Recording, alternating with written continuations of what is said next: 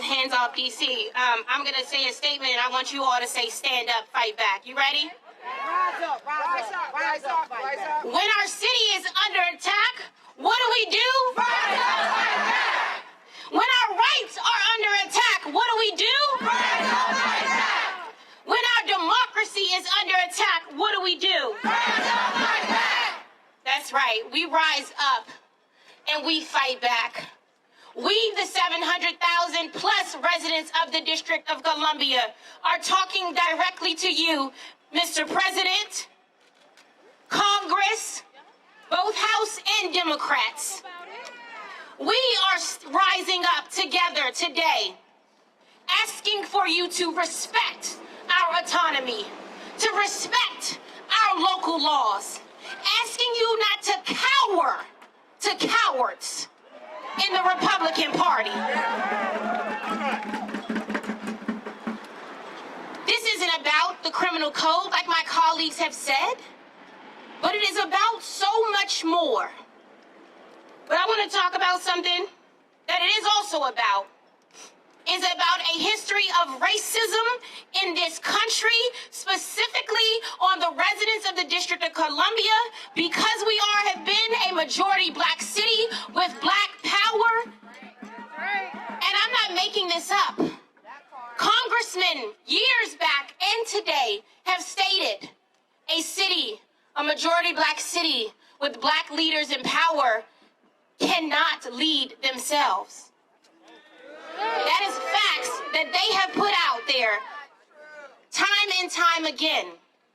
So statehood is not just a human rights issue and a voting rights issue. It is a racial justice issue.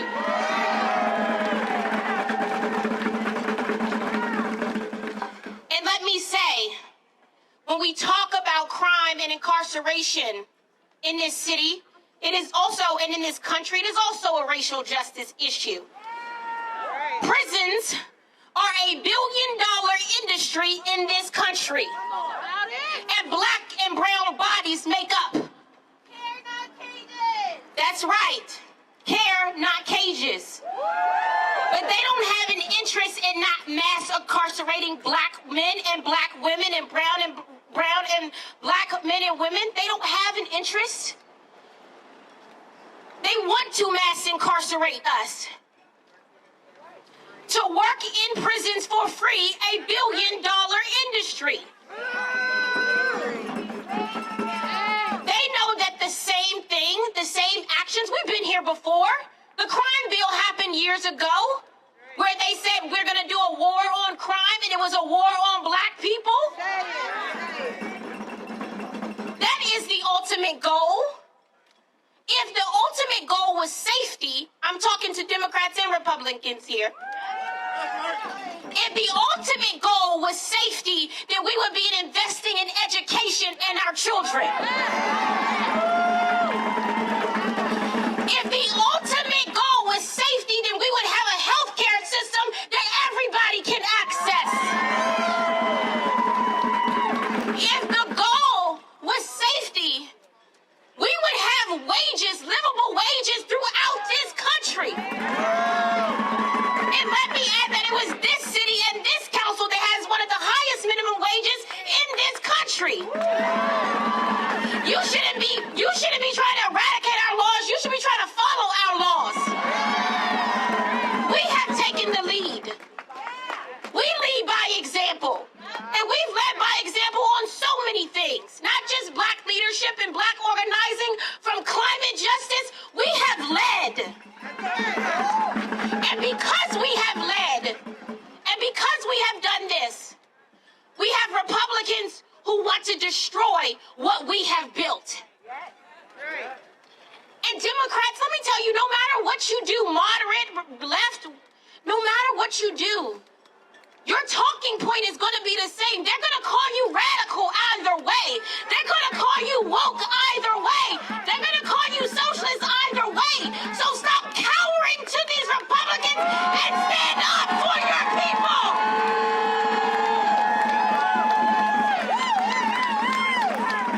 The people of this country are crying out, from the East Coast to the Midwest to the South.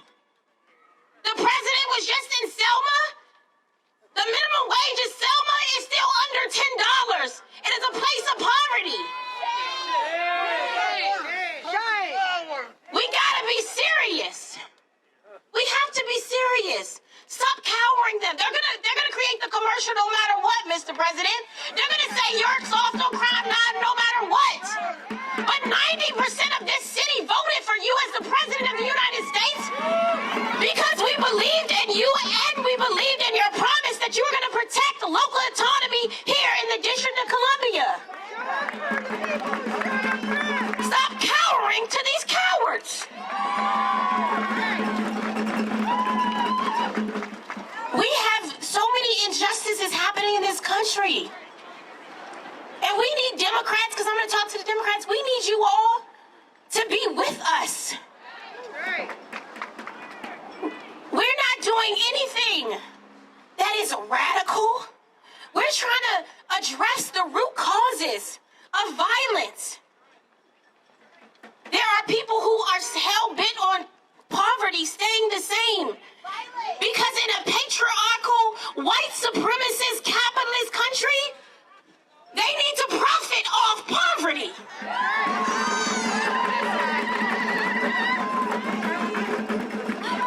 You have 60% of this country living paycheck to paycheck. They cannot live. They cannot survive. We have to address the poverty in this country, or we're never going to change the outcomes. What about the car? And we have to, and what about the carjacking? That's right. We have one of the our statute for carjacking is above most of these Republicans and half of these Democrat states.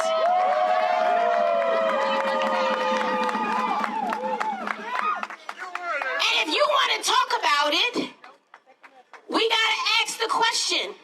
We do. Why are people committing these crimes? There's a lot of white crime. Exactly. And we have to address it. But let's talk about the other crime, because we want to talk about crime. The billion-dollar criminal healthcare system is a crime. People dying every single day. We want to talk about the billionaires in this city who make more than most of the residents in this country. That's right.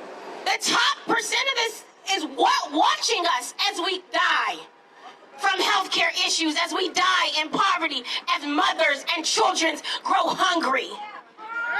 That's a crime. And when are we going to start addressing those crimes? All the crimes. Because I want to address crime. We all do. This is a council that is committed to addressing the crime and violence in this city. Absolutely. We are fighting. We believe that we want to live in safe places. We want to live in safe communities. Our families live here. Their children live here. Their children go to school here. Their mothers, their fathers. I grew up here. I'm a DC native, born and raised without representation in Congress. And I'm telling you right now, I'm not going to die without it.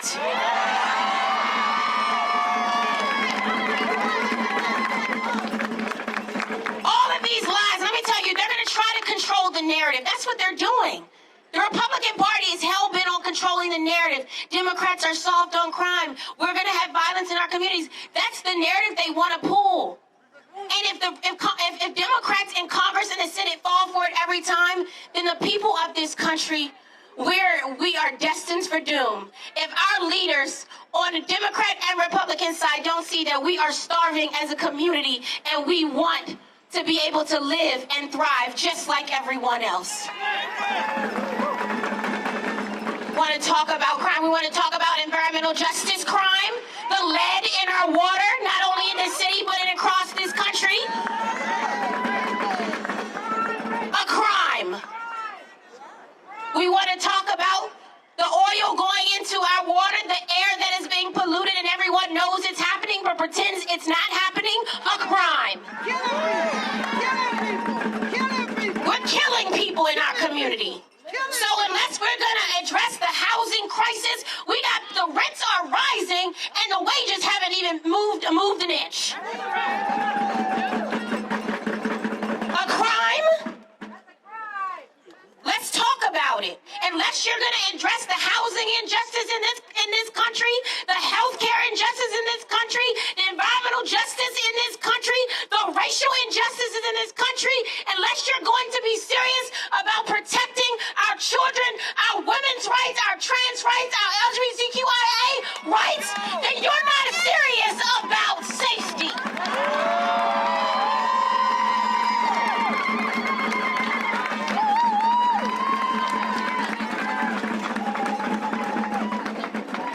So, Senate, as you take your votes today, House representatives who have already cowered to the cowards, know that you are doing a grave injustice in this country to the people of the District of Columbia.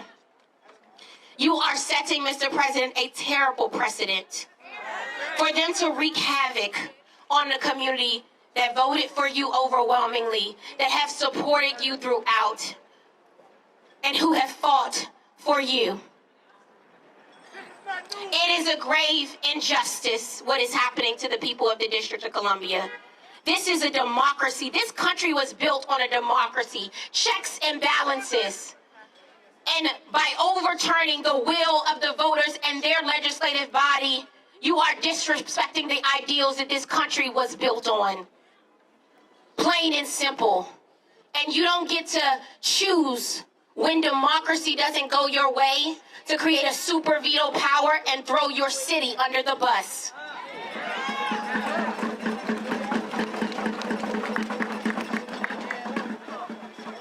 This fight is a long fight.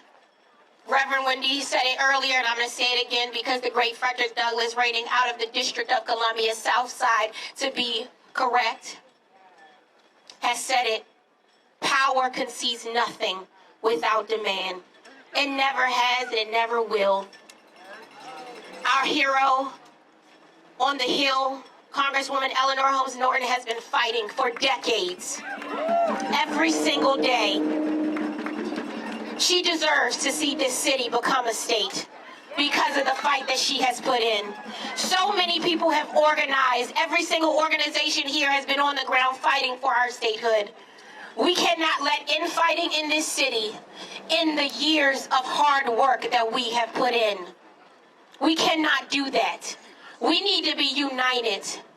United as a city, united as Democrats, against the demagogue and the false ideology that is based in racism and white supremacy that seeks to tear us apart, who does not care about what we drink, what we eat, how we survive, how we get health care. But together, we have the ability to make a change and a difference. So I don't need you to wear your heads down. No matter what happens today, the news will say a harking defeat. It is not over. We never expected this to not be a fight. But together we stand as the council, as organizations, as a body, as a city, declaring today that we are going to fight for statehood for the people of D.C., that we are going to fight for the democracy that we deserve. We pay our taxes. We fight in your wars. We do everything we are supposed to do as residents and citizens of this country, and we deserve our autonomy, and we deserve our statehood. So when I say hands off, you say D.C. Hands off. D.C. Hands off. D.C. And when I say 51st, you say state. 51st. State. 51st. State. 51st. State. Let's keep fighting. We got this.